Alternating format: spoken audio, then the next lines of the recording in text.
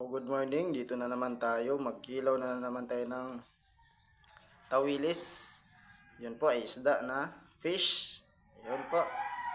So ay ito naman, lagyan natin ng siyempre kamatis, diba? Yan po. Siyempre mikos-mikos po natin. Saka ito pong onion ay tinawag na sibuyas. Yan.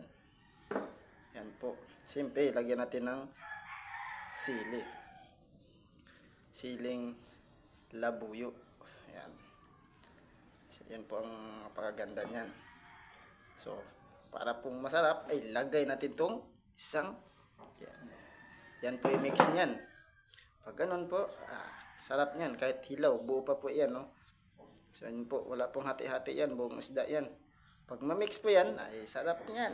Sabi, ito, magic sarap. Pakasarap niyan. Siyempre, lagyan natin ng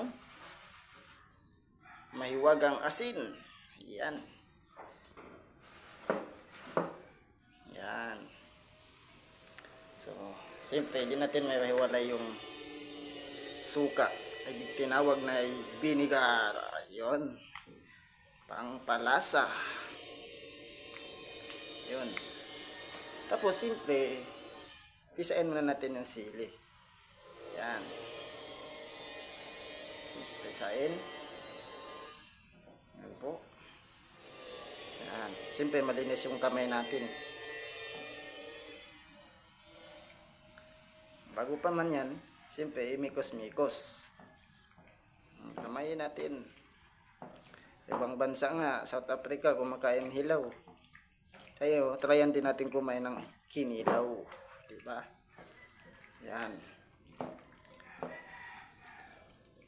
Yan po. Siyempre, bago pa man, tikman natin kung ano po ang lasa nito. Ang tawilis na kapatid na sa kapatid sa tamban. Yan po. Tikman natin. Ako. Napakasarap. Yan po.